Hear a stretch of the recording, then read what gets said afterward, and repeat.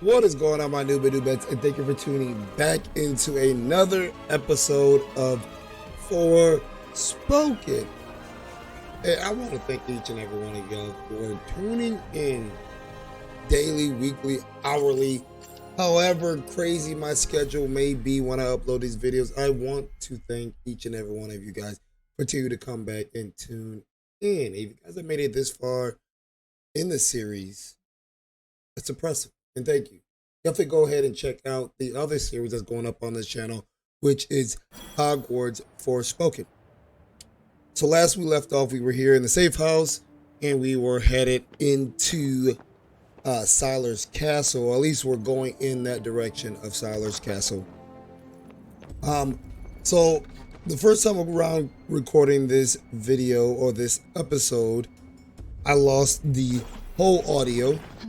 The game audio is there, but the voiceover or my commentating was not there. So I'm actually voicing over this time around. This is the original gameplay, so you will see everything as it happens, but you will not get the original voiceover, or like I said, the original commentating. So I won't be commentating too much. This is going to be more so strictly straight gameplay. But I will be commenting on some of the things that I do remember from the actual gameplay that I think was interesting. So like I said, the majority of this is going to be straight gameplay, and the other half, or what I deem important, will be me tuning in from an voiceover. So I do hope you guys enjoy the gameplay. It's going to be pretty dry without the commentating that I had, but it is what it is. Outside of recording a whole new 1 hour and what I think 20 minutes of the episode, this is kind of what I have for you.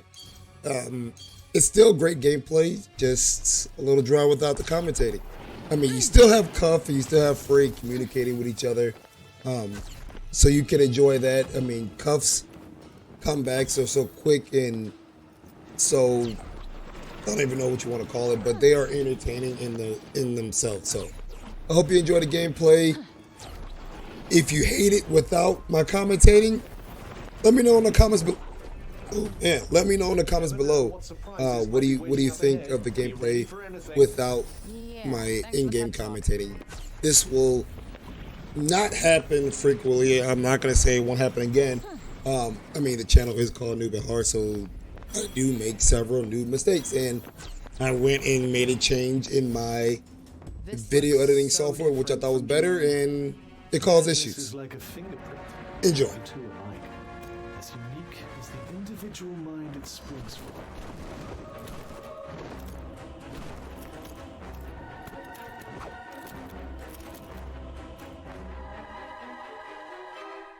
Looks like somebody was expecting us. Well, there's only one way onward. Nope, not working.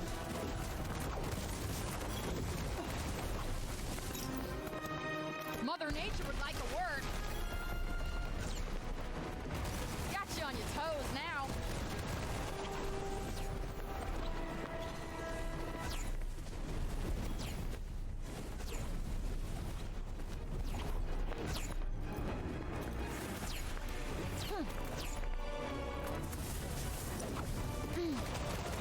Felt that. Whoa. I got just the thing.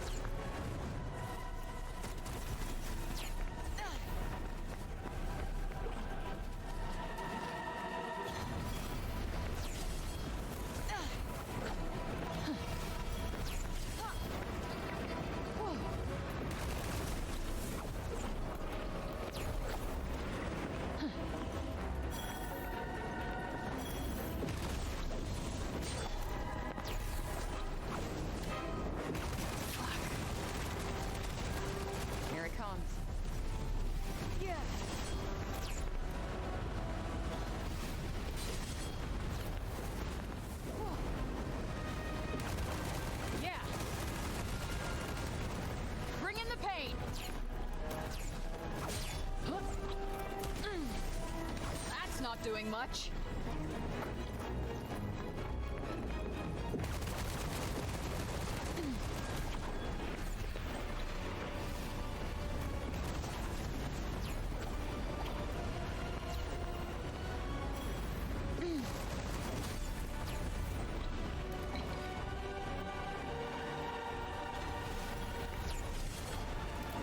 Enjoy.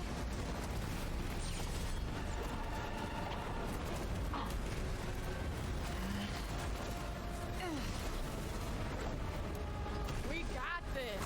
Throughout combat, most of the combat in this episode, you'll see me having issues with locking on to a lot of the enemies, and I actually end up figuring out, I don't think it was in this particular fight scene, but it was a fight scene where I end up actually figuring out my lock system or lock on system, because I was having issues with trying to lock onto their wings. As you can see in a lot of these, I'm kind of freehanding it, missing, just doing all kind of crazy stuff. But I found out that there is a slight delay in the lock on, where when you press it, it doesn't necessarily lock on right away.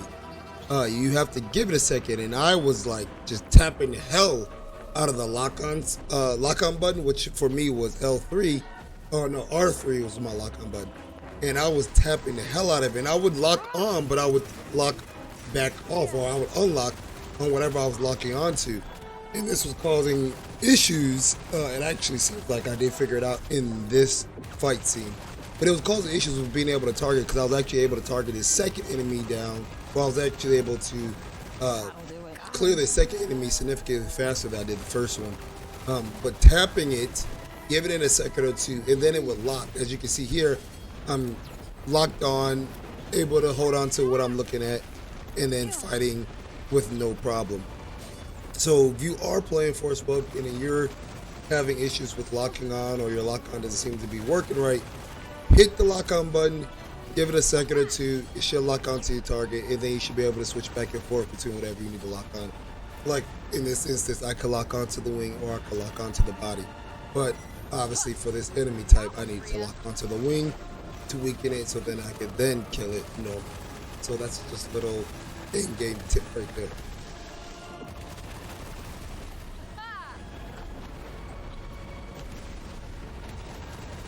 You ready?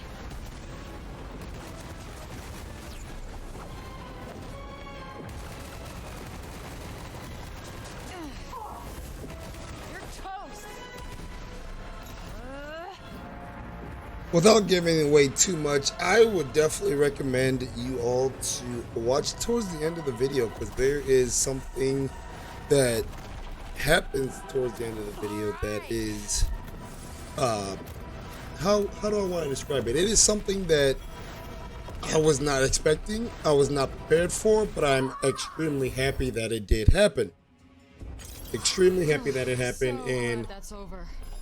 it actually...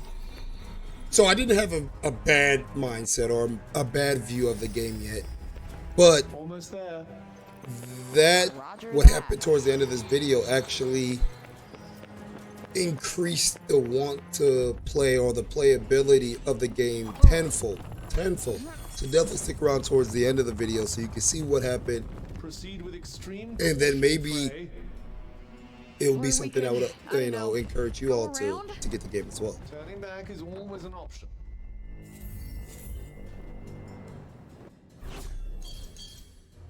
Now you will see me several times within this episode as well go into my magic screen. For some reason, I was just not able to upgrade magic. Great.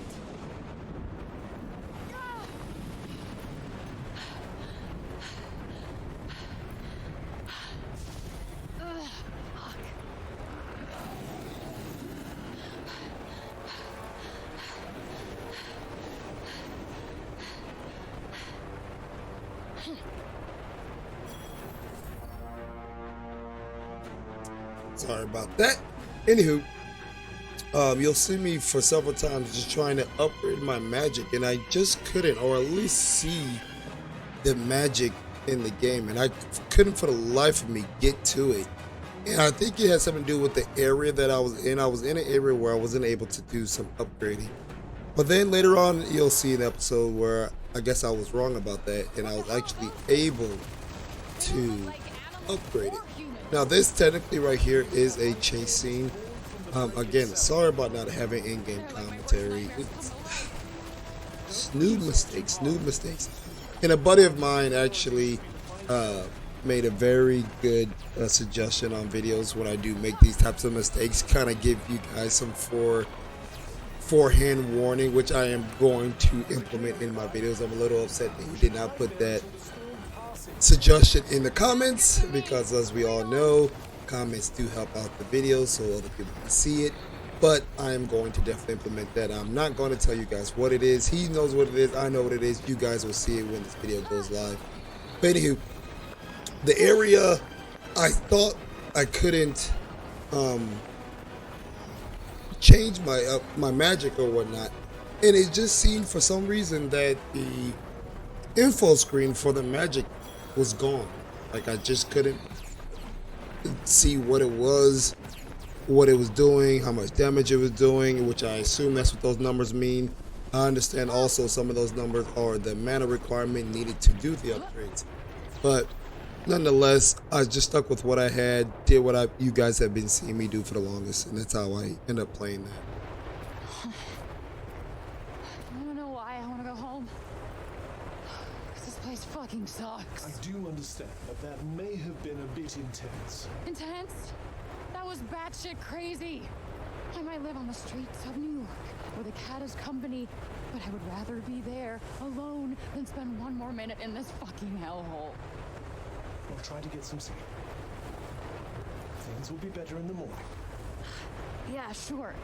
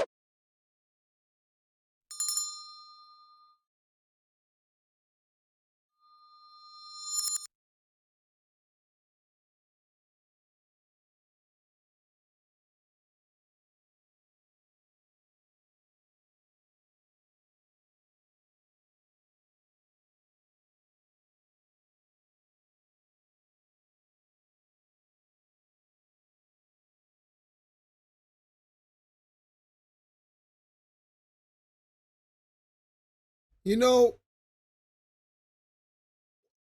one of the best things I think that's about this game is the fact that you know what? Before I go into that thought, this episode has more so turned into a review, right? My personal opinion of this game.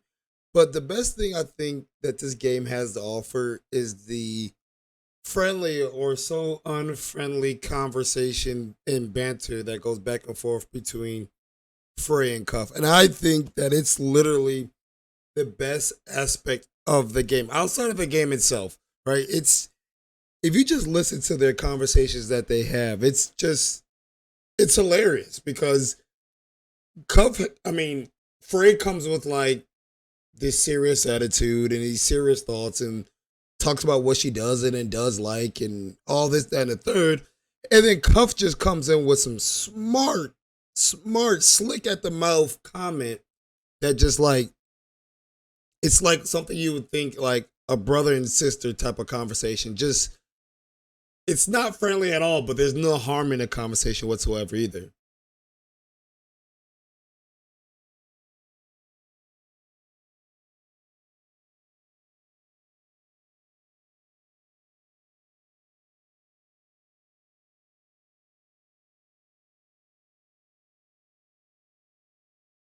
And I believe I mentioned this before in other videos, but these maps are massive when I tell you, massive. And there's just so much going on in these videos. Um, or not so much of the video, but in each area that you are in, like there's enemies, there are collection points, there's labyrinths, there's open world map bosses. It's just so much going on where you can spend so much time in one area and advance 0% in the actual storyline. Like it's crazy. And I try my best to try to stay on the beaten path, but there's just so much. I mean, you can see me here. I should be going straight ahead towards that check mark, which is like I think 1,800 feet away or something like that, miles maybe, and probably not miles, probably feet. 1,800 miles would be far as hell. But there's just so much going on that you can get so distracted. I believe the last episode of the chapter was called Detours, I think. And you know what? That was a perfect name.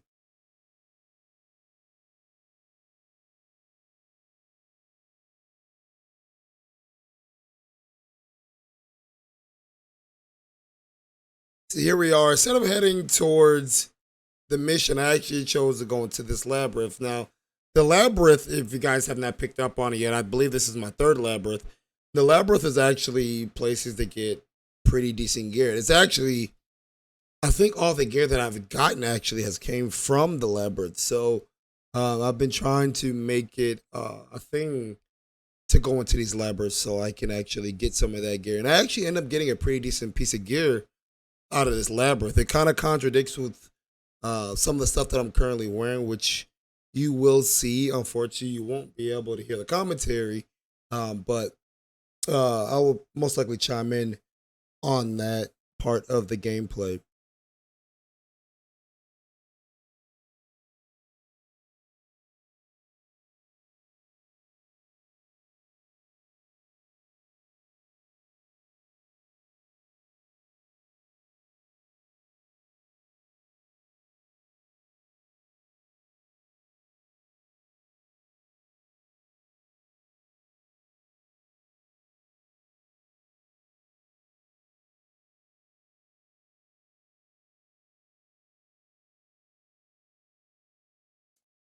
If you guys couldn't tell, literally that is my favorite support magic, is using that little flower that is like a stationary companion for you.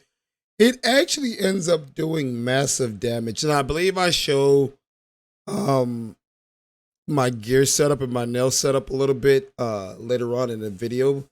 But I am wearing a piece of gear. Actually, it's not gear, it's the nails.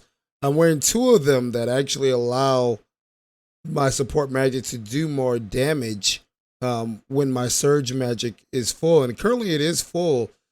The only thing I don't like about the support magic is it is slightly weaker than you are, but at the same time, it does massive damage. And for the love of me, so this is the issue that I was having here. I'm kind of sidetracking myself here. I was having an issue with trying to lock onto enemies, and I guess earlier on the first fight scene, I did not figure it out because I'm still trying to figure it out here. And this is what I'm currently doing in this controller setting screen, is trying to find out what is my button for locking on, because I thought it was R3, which you will see here in a second. It ends up actually being R3, but I wasn't able to lock onto any of these enemies in this room. And I think I figured out the button, but it still wasn't working. So then I just actually went to switching to using a different basic attack, which I was just like, you know what, let's just do that.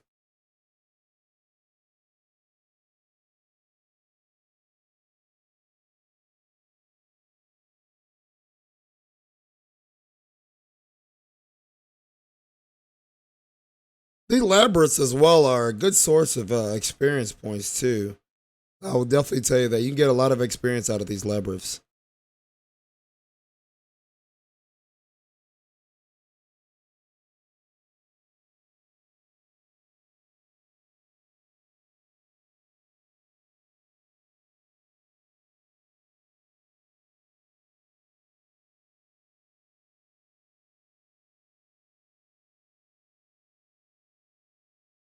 But like I said, on the topic of my support magic, so currently my surge power is full, so therefore my support magic does significantly more damage. And if you watch towards the end of this labyrinth, you'll actually see that I actually pick up a piece of gear, if I remember correctly, that actually contradicts with the nail designs that I'm currently rocking.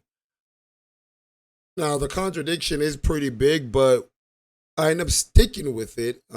Again, you'll see it when I go through that little menu screen on flipping back and forth and determining what to do. I end up sticking with it because I've realized that the nails actually have two effects. And the one effect was that my support magic does more damage when my surge powers is full. But the other effect was that phrase magic does 5% more damage. Rocking two of those, I'm doing 10% more damage.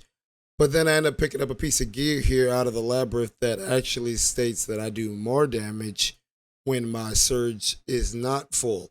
So they're very contradictory, but at the same time, I guess I'm getting the best of both worlds that way. So when I use my surge powers, I'm empty, but I get a damage boost. But if I don't use it, I also get a damage buff. So it's, again, I went through the rest of this video with that gear after I come out of the labyrinth, so it didn't seem to hurt me much, but I don't know, maybe I could find something better that synergizes a little bit better.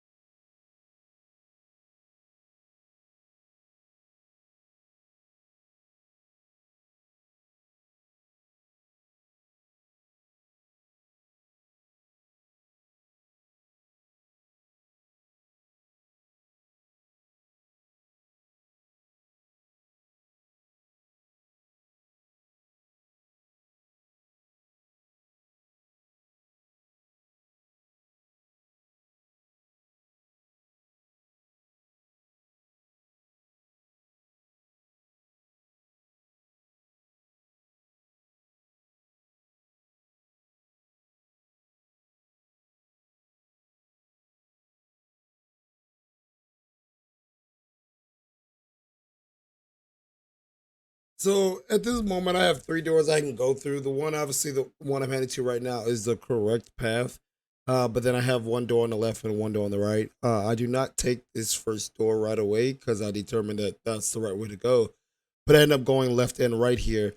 One Direction, which I believe this one is full of mana, straight hallway full of mana, and then this down here is another chest at the end.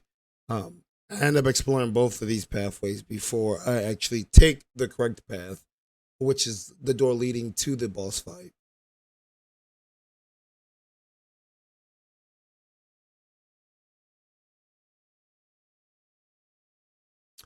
At this chest, this is one of those puzzles chests, and I discovered something new for the first time here. I actually did try this one, and I don't know, I didn't try it long. I gave up on it very quickly. Um, all these thus far have been really easy, but I was for some reason just was struggling on it. And if you look right down there in the bottom right hand of the corner, I noticed this the second time. So I tried it for like 5 moves, and I realized I was butchering the hell out of this puzzle. So I leave and I go back in to reset it, and did not realize also that everything else was going to be reset. So it's not something like you can leave it and come back. It'll be the same every time you enter one of these things, whether it's the same one or a different one. It's always the design's always going to change, and the the ability to solve the puzzle is always going to change.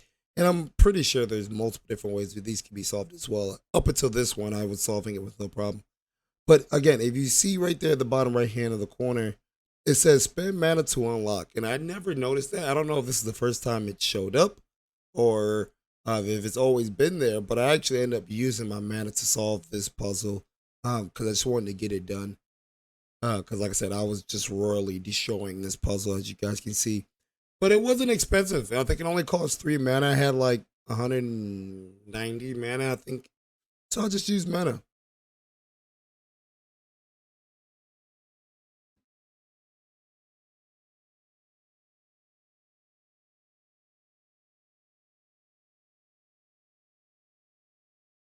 So I think I tried this for like 5 moves.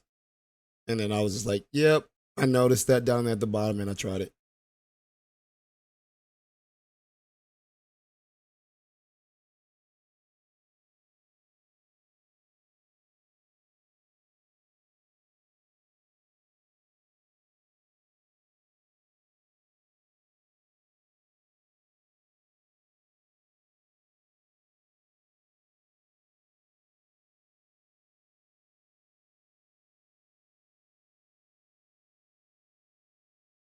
I epically botched this puzzle again as well. And this is where I was talking to myself about, well, actually, I was talking to you guys about finding that mana thing and I solved it. And that's what that puzzle would have looked like if I would have actually solved it. But I didn't. So now if I run into a puzzle that I know that's just very too difficult for me, I can just spend mana. I would assume the cost of mana would probably increase later on down the line, maybe on harder puzzles or extreme puzzles. I would assume that mana would increase. But if it doesn't, just permanently using mana to unlock those is just the faster route. But you know, it's content. Seeing me struggle through those puzzles and unlocking those naturally versus just going the easy route that the game provides is not as entertaining as, you know, 100 moves later and still struggling. But I mean, I won't, if I'm just not getting a puzzle, I wouldn't just sit on that puzzle a whole episode. I mean, I'll give it a good try, but if I can't get it, I can't get it. Here I am back in the magic screen again, trying to figure out why, for the love of me, I cannot see the little info screen that is usually here with the magic. And that goes on a couple of times throughout the video. You know, I think throughout the video, I'm just trying different areas, different locations in the map to try to upgrade my magic because I realize I'm sitting here at almost 200 mana and I can upgrade just about any skill that I had, but without seeing that info screen, I just didn't do it. Here we are in the boss scene in this labyrinth. This boss was actually very, very, very easy. I actually end up just doing circles around this boss and just hitting it with my basic attack. My support magic actually was doing more damage in my personal opinion than I was. I did a scan here to see was it immune to explosions, and I realized that it wasn't. So I actually ended up changing the basic attack that I was using because it is technically my stronger attack, but I seem to do more damage with the rapid fire.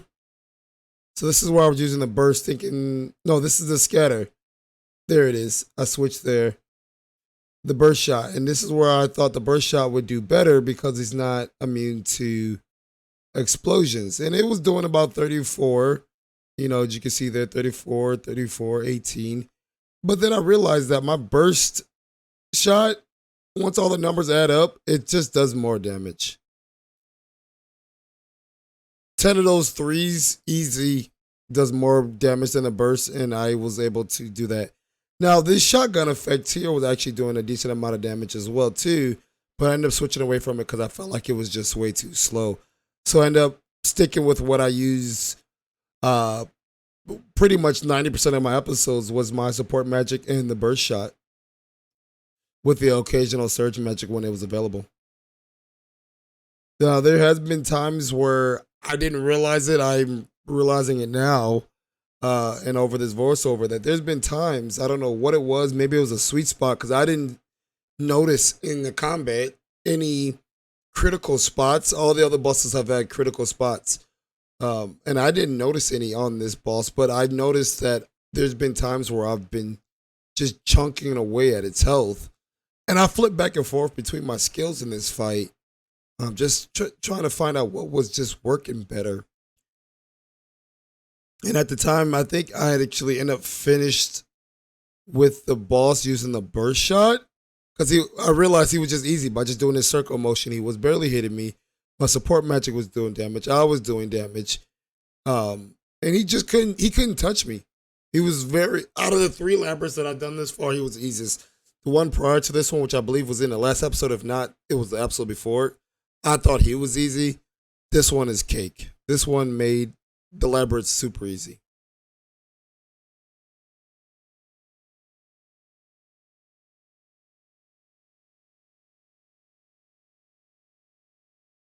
And as you can see, like I said, I just keep flipping back and forth between my skills. Like, they all were working in their own fashion. I was just trying to find the fastest way to do it.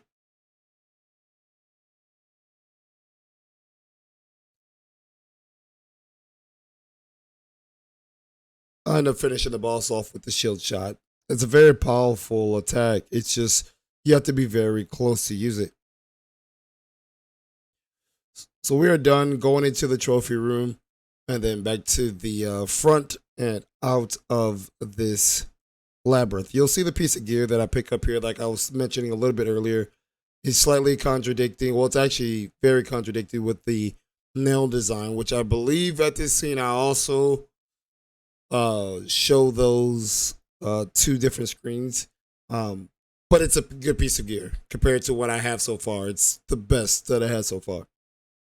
The labyrinth is literally the best spot to find some better gear.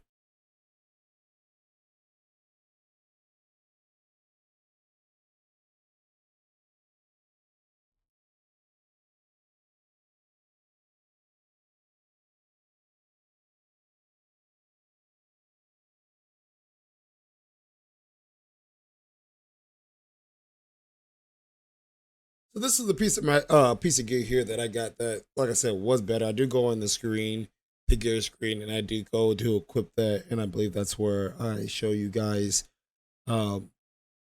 the pendant here, or the necklace, or whatever you want to call it, and the nail designs that I'm wearing and how they don't really coincide with each other.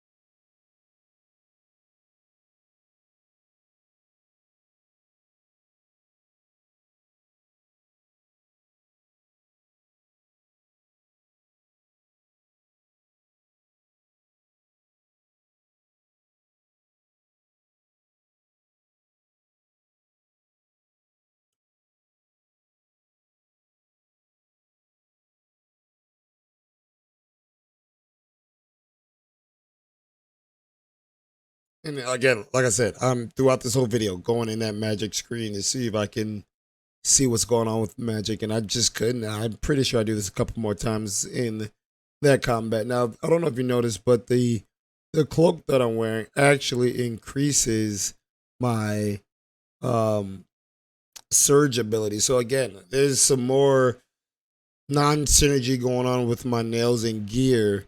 But two out of the three pieces between cloak, nails, and pennant do synergize very well with each other, no matter what gear I put on.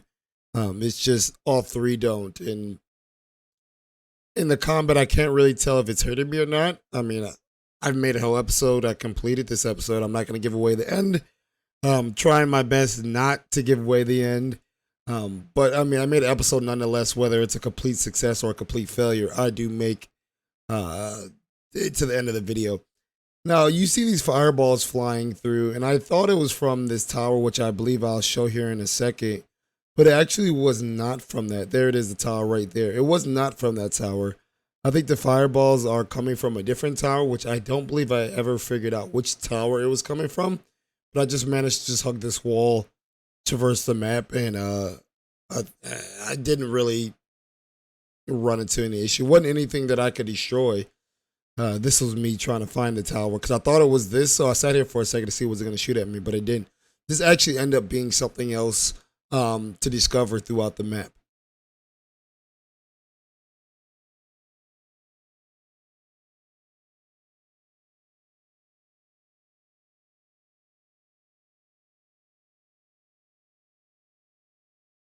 You can go ahead and read that there, but in the gist of it, what this is saying, this basically becomes like a watchtower. This basically allows me to view the whole map, or at least this section of the map, and I'm able to see all the point of interest. Not so much as enemies, but towns, labyrinths, the mission itself, things like that nature is what I'm able to see. And I do go up to the tower and interact with it, and you can see exactly what I'm talking about.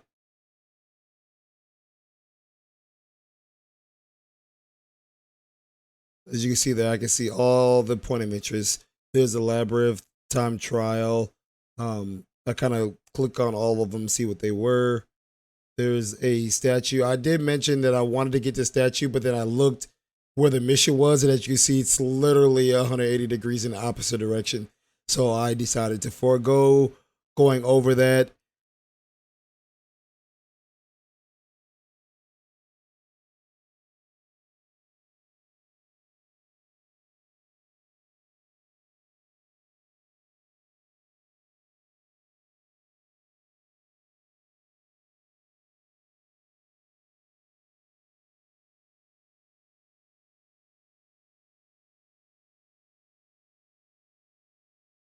So I believe in the gameplay, I realized that what was throwing out the fire, well, at least I thought what I thought was throwing out the fire was those little towers that was surrounding that little watchtower, and I believe that's what was giving out the fire, the fireballs.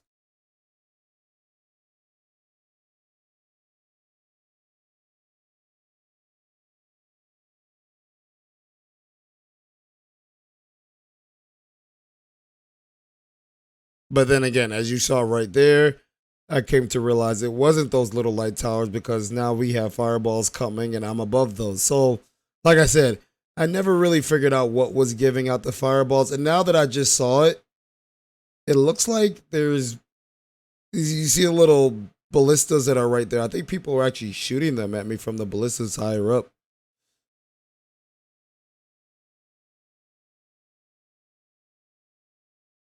If you know exactly what was shooting the fireballs at me, or if you saw something I didn't see, just let me know in the comments below. Let me know. Be like, hey, you're being dumb. It's that right there that was shooting fireballs at you. You walked past it 3 times. Like, let me know.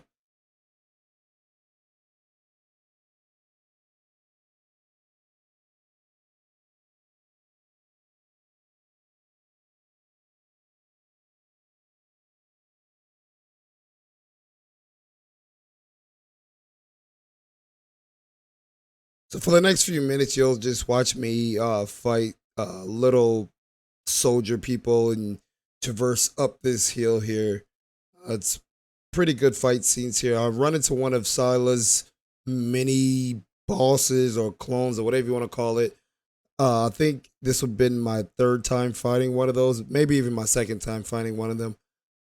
They start pairing them up with the soldiers. That becomes a very hectic fight scene, trying to dodge the soldiers and the little mini boss or whatever you want to call it clone, because they all have projectile base attacks. So it's like I can't stay at range because everybody that I'm fighting has projectile base, but I can't stay close either because they all definitely have melee attacks. So it becomes very hectic. As well as a little closer to the end of the video, you will also see where that becomes very apparent on how hectic and bothersome that becomes.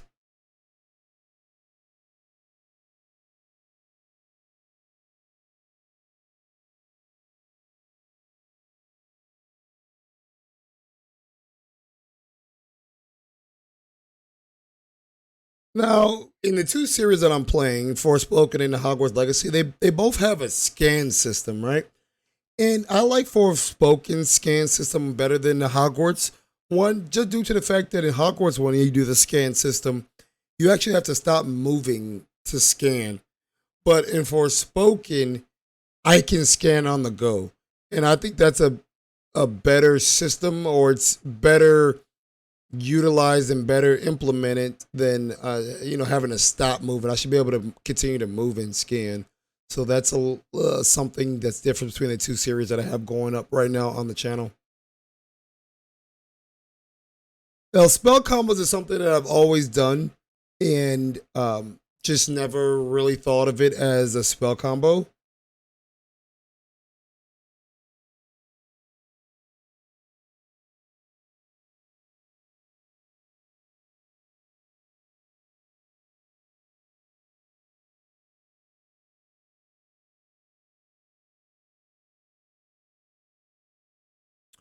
During these last little couple of fight scenes, I kind of found a little system that worked best for me using the burst shot versus my normal scatter shot that I always use. And at least for these enemies, it's was very effective. As well as during these fight scenes on this episode, I've actually utilized my surge magic a lot more.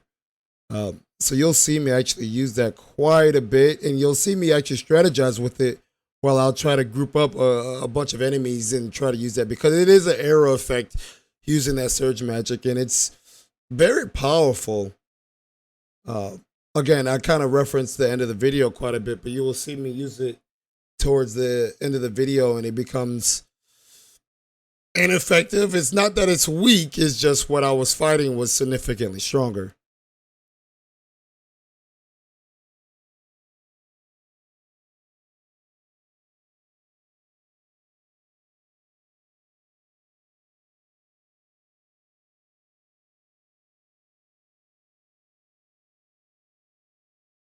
You'll also start seeing me utilize my spells more effectively.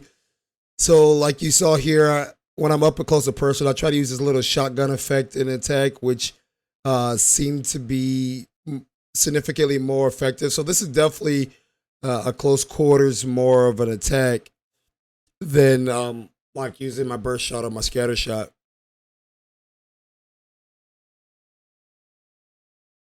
Here, I just randomly noticed uh, mana off in the distance. I'm like in this fight scene, and I literally just stopped to look at this mana and talk to myself about the mana. It's very odd.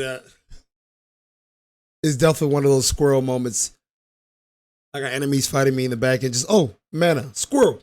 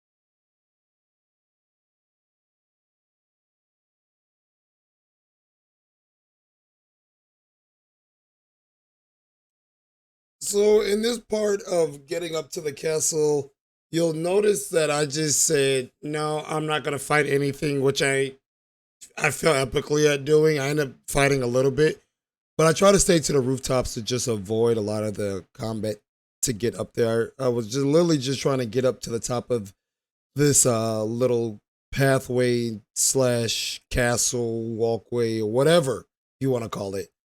Again, you'll see here, I noticed that there's enemies right there. I try to avoid them by going up on top of the rooftop and just traversing that way. But then I said, you know what? I'm just going to fight them.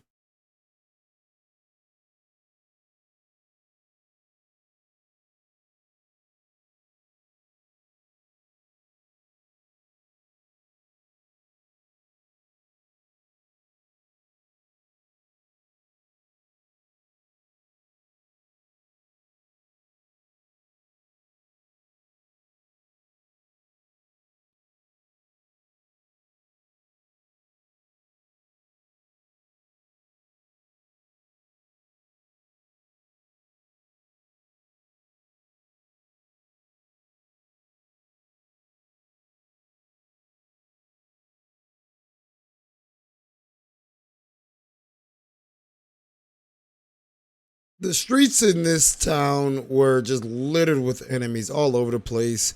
So, like I said, I just literally stuck to the rooftops all the way up to the castle gate, which ended up being another pretty decent big fight scene.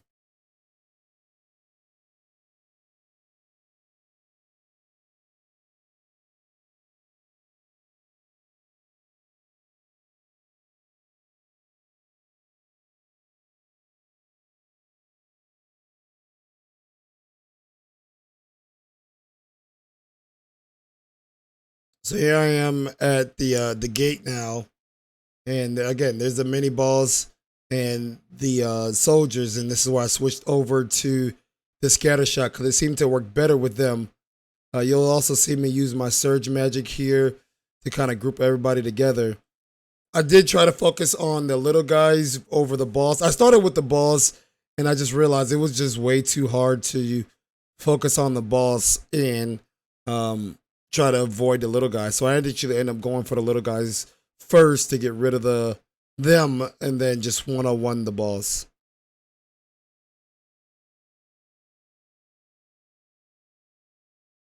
I got lucky on a couple of the dodges. On a lot of these dodges, they probably look like I know what I'm doing, but literally, if you hold down the parkour button while you're moving and incoming damage comes, Frey will actually just dodge naturally. So, like right here, dodging those fireballs, you don't have to tap it every time. You can literally hold down the parkour button. As long as you have stamina, you can dodge all of that. So the dodging system here is very simplistic. Doesn't require you to have perfect timing or anything. You just literally have to have the parkour button pressed and you will dodge.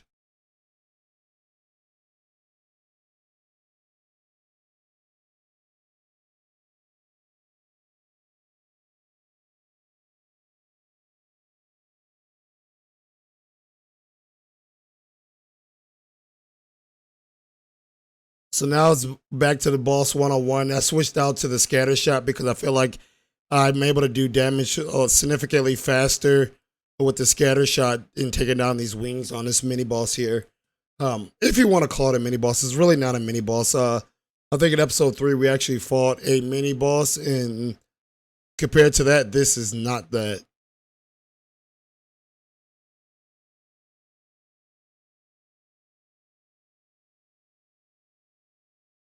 The parkour aspect in this game, I think, is a good addition to it. I think this game would have been good with or without it, but having that is just a little bit more to the game.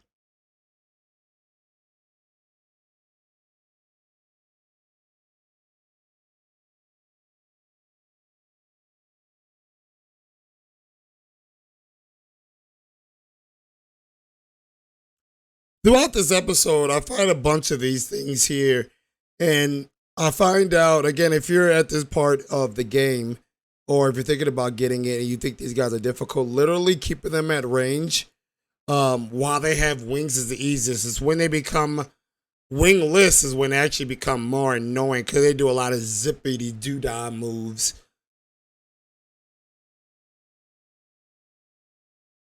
I noticed this over here and I thought it was somebody that was fighting, wanted to come fight me, but then I realized it was actually the soldiers fighting the zombies, and I just decided to leave them be. Because I came over here to kind of try to hide, but then I realized that they were fighting. So I said, okay, don't need to worry about them.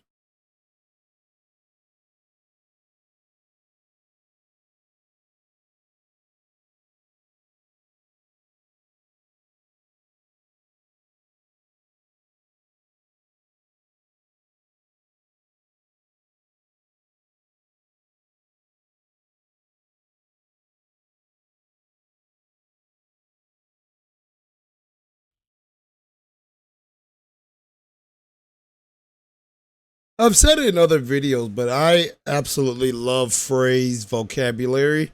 It's not too many games that you can find where like your main character is just like has the vocabulary of a sailor. When I first saw that tree over there, I thought it was like a boss, but then I realized it was just a tree.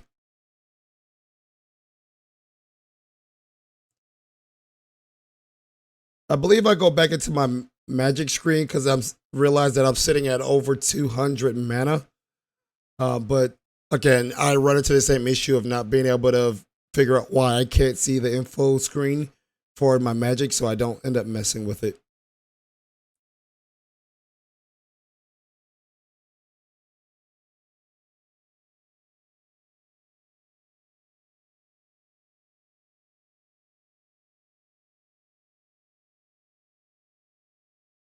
So again, I did strategize right there. I ran up there, dropped my support magic, and then went to the other side. It does seem to look like this game does function on some of like a combat advantage or uh, a bonus to being positioned properly. I've realized that if I have my support magic on one side, I'm on the other side. A lot of the enemies seem to get the vulnerability trait on them. So I try to stick with that a lot. I'll put it down and then try to be on the opposite side of it. Now these zombies came out of nowhere, no clue where they came from, and they did surprise me a bit. And as you can see, I did use my surge power there to take down the group, even though it was only two, but I've been trying not to waste it on one enemy unless it is a one-on-one combat.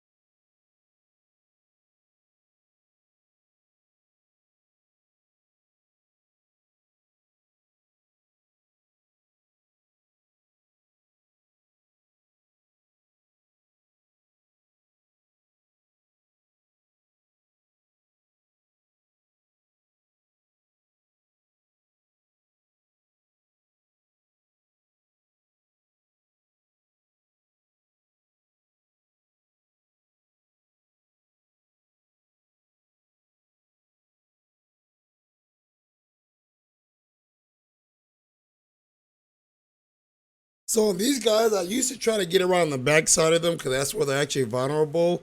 But I started realizing that it's pointless, and I just started brute forcing them.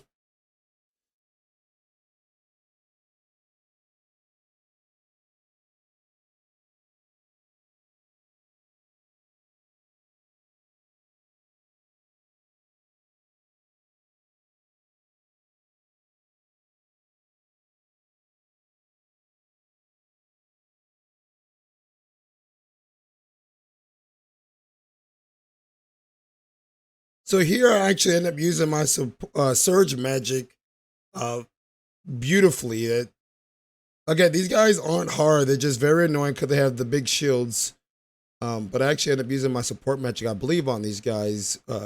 Pretty neat. Which I believe it was right here. Yep. Positioned myself well, and I just went and took them out with that. It's things I've been trying to implement a little bit more in the combat scene just to make them go by a little quicker. And I don't know if it was how the game was designed, but it seemed to work. I've been using again this burst shot or burst shot, and I've been just aiming it at the ground where their shield's not covering. It just works beautifully. So for this whole episode, I pretty much changed up how I normally been playing.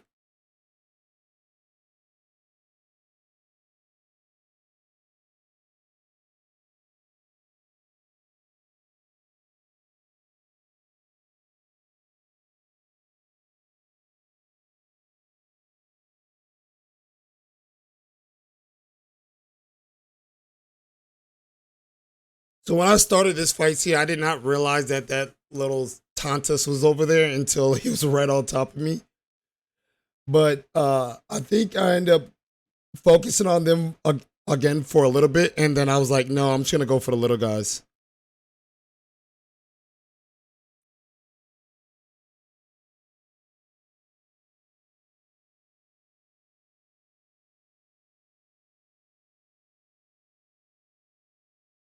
There's a couple of times where I actually almost jumped off the cliff. Um, and so I just started going like back and forth between this little strip of land right here and the stairs just to avoid that attack, but also to keep myself from almost jumping off. I'm back over this by the stairs again.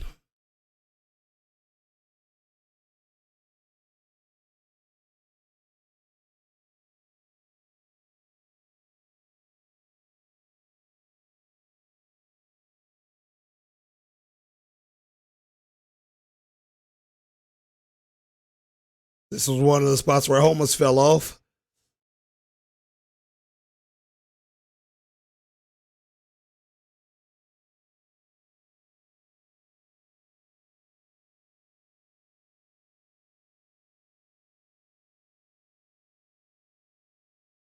I do like the ability to switch in combat and the game slows down for you. I feel like that's a neat thing. Like it's just something that's like you're still in combat, you can still take damage and everything, but you can just on the fly change your skills.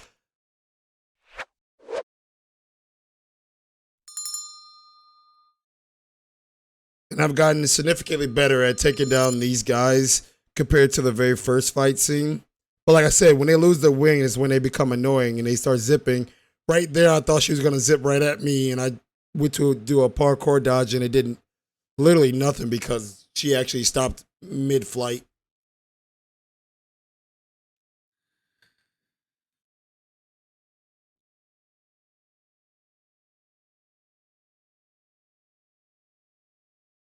So I was holding down the parkour button right there, trying to jump backwards past the fire, and I didn't realize it was like a straight line of fire. She just kept doing backflips over the fire. Unrealistic as hell, but I mean for the game, it works, I guess.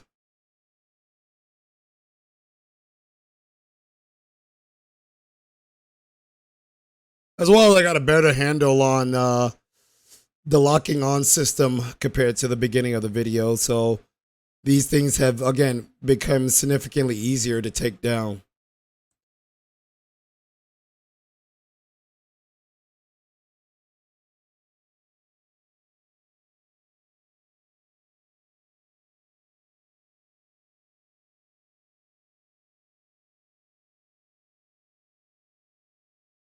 Aftershock was a new nail design that I had him getting here. I think there's one more nail design that I have yet to unlock. I did not equip it because I felt like it was not better than what I had. I believe I do go in the menu screen to check it out, but I end up not equipping it.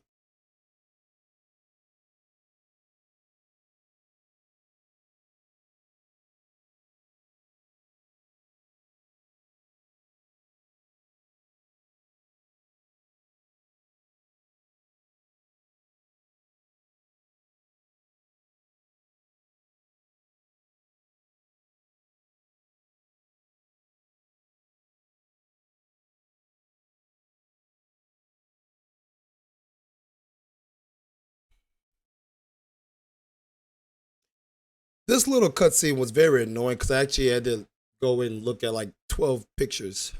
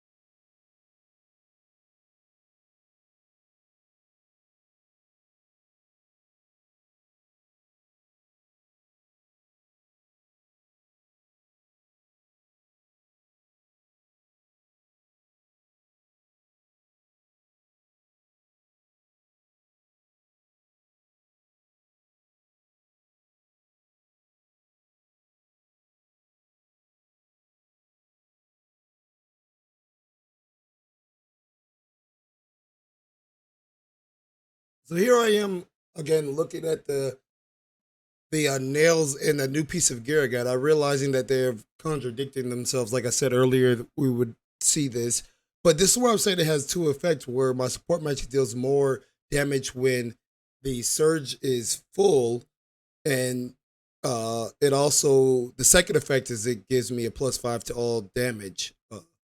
all of my spell damage. But then again, when I looked at that piece of gear, I realized it was like the opposite of this. I ended up ultimately leaving them all the way it was because I said, you know what, I will just take the +5 damage, spell damage, versus trying to make the primary uh spell work or the primary effect work, which did more for me in the long run.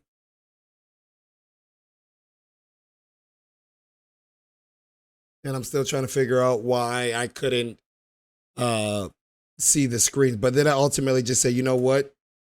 I'm just gonna go ahead and upgrade my skills because I started using them more. So this is the surge magic that I'm upgrading here to level 2. I want to say that is. Um, and then I also end up upgrading the what was the burst shot. I also ended up upgrading the burst shot because again I was started using more of those in this episode. So I said, why not? I already had the scatter shot already max leveled at the moment. So I said I'm just gonna go ahead and upgrade these guys. And again, I realized that I probably shouldn't have done this, and you will see why here towards the end of the video. So now I'm actually finna fight Tantas Silas. In a couple other episodes, it was just like a clone of it.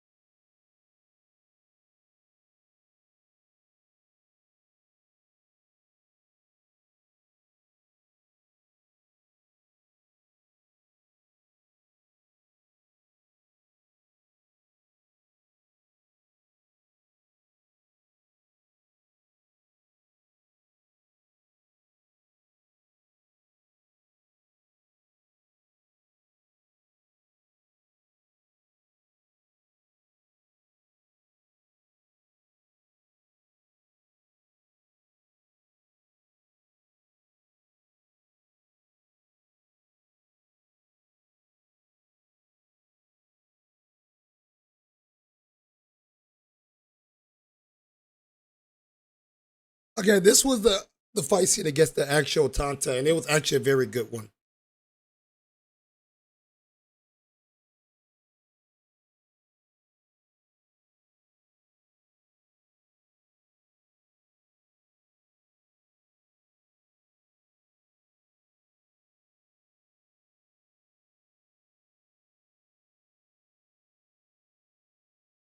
Now, Tanta and Silas actually had some pretty mean attacks. She has a one where she shoots a bunch of fireballs, as you just saw, and it does quite a bit of damage. But I end up figuring out if I just hide behind a pillar that I would basically take no damage. And she was easy to kind of mow down if I just kept at a distance because she, outside of the fireball, she really didn't have any kind of range attacks.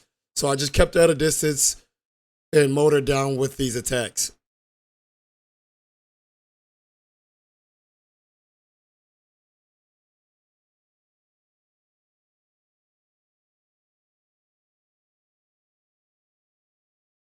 Like I said, behind a pillar, that attack literally is like not effective at all.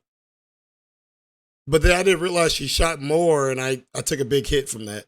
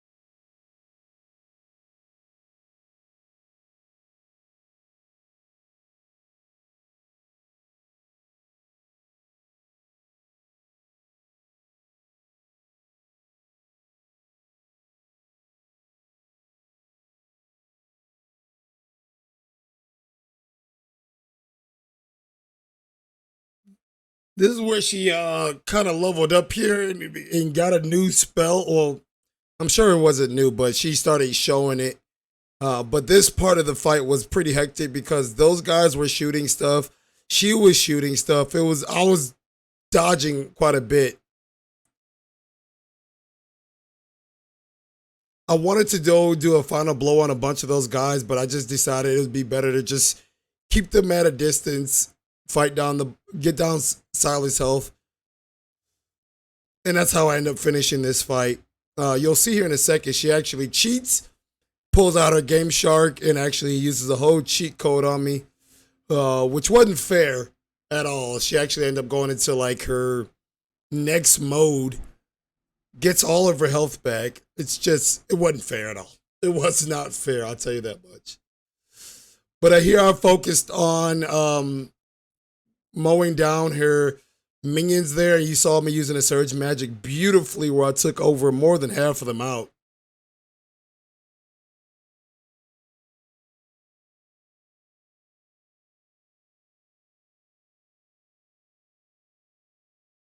And again, phrase vocabulary is amazing. It's beautiful.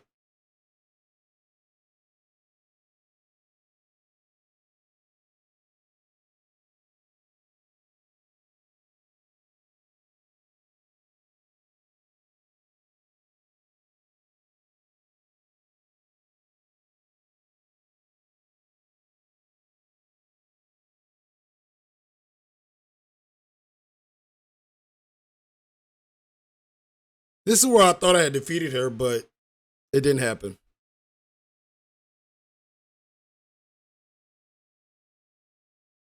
And this is where she goes straight cheat code mode, powers up somehow, gets full health back, gets these massive attacks. But the thing is, this part in the fight against Tantas, Silas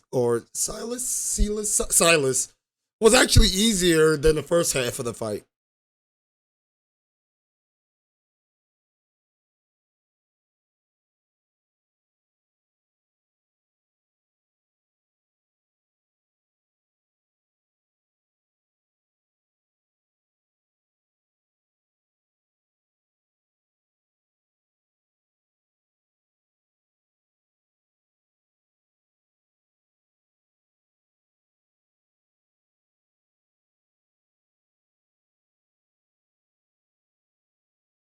So now she powers up with like this little orb attack, and I just decided to keep up with the same strategy of just hiding behind some stuff.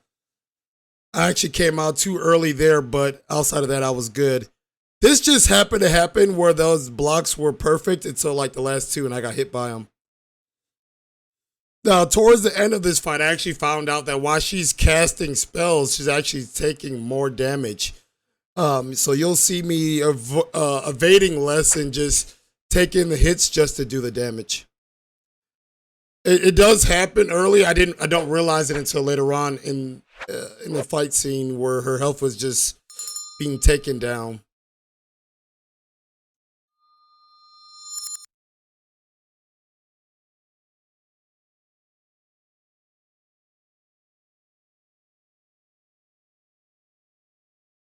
Now she does this massive AoE spell that just sets like lava or whatever. Just basically the whole ground looks like how it does now.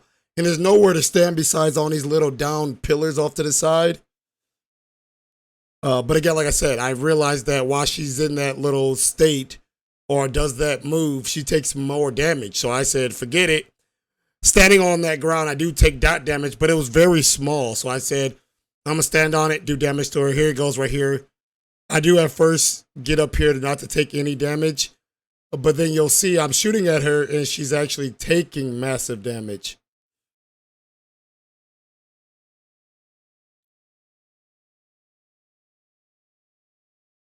So that wore off, so she wasn't taking much damage there, but I do realize it later on.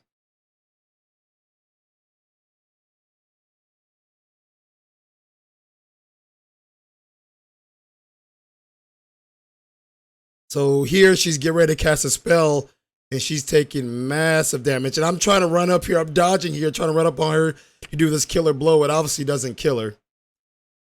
but I didn't want to miss that big chunk of health. So here she's trying to cast a spell. I'm hitting her and she's taking massive damage. So I'm like, you know what? I'm going to stay here and I'm just going to attack her. I have my surge power ready. I stood inside of this. I'm being destroyed with health, but I end up finishing her with the surge power.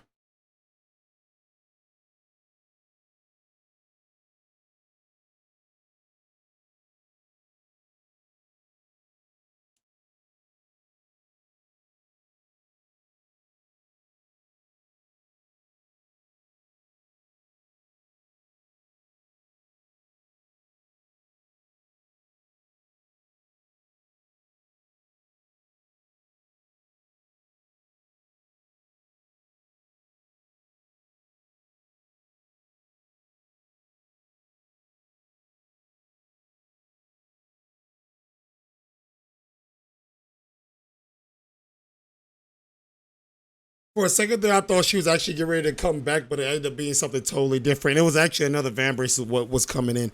And this is where I want you guys to see, because this is where I became super excited in the game. I'm really upset that you guys did not get this part of my commentary.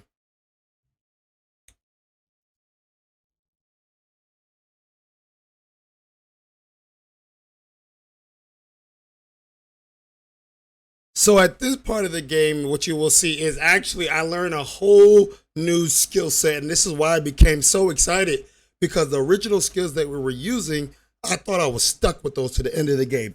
Come to find out, from the Tantas that I defeat, I get their Vambrace. And when I get their Vambrace, I actually acquire their skill set.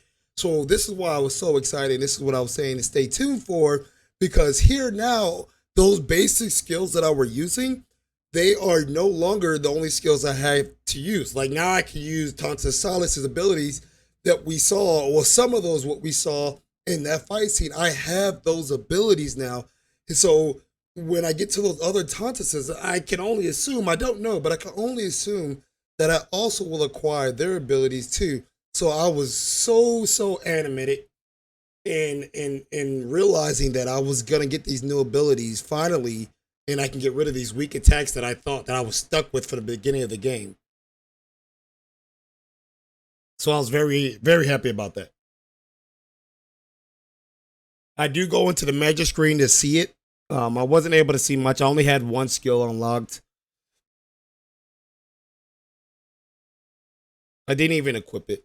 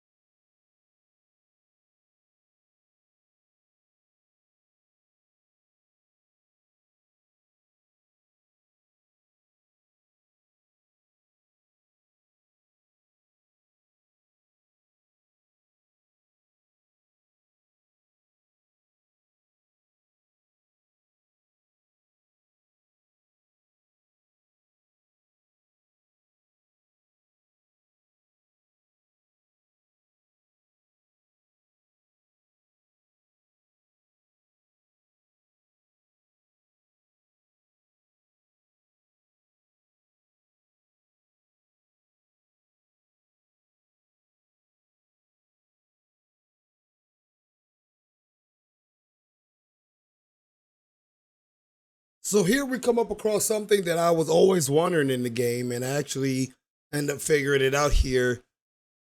And then this is after we talked to Cuff a little bit, but you'll see it in a second. It's called ziplining, basically.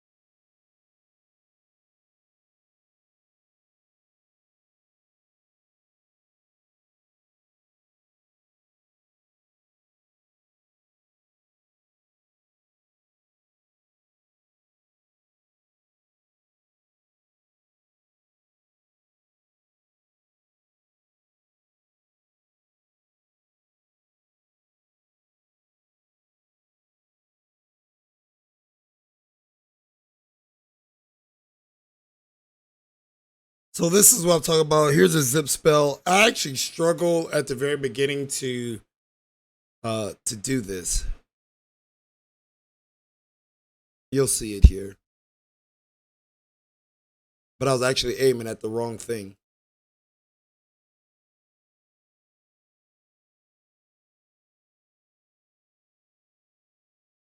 So I thought I was supposed to be aiming at that pole that's right there. That's green, if you can see it. Well, not green, yellow. But it actually ended up not being that. It was actually supposed to be the ledge, which I actually accidentally found just by panning around with the camera and not understanding why this wasn't working at all.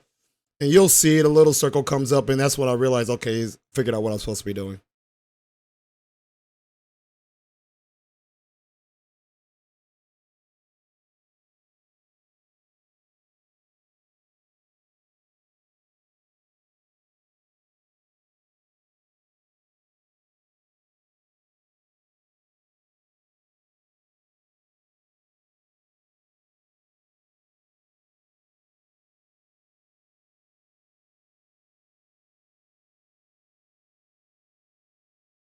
And then this is where I realized, oh, it's the ledge is what I want.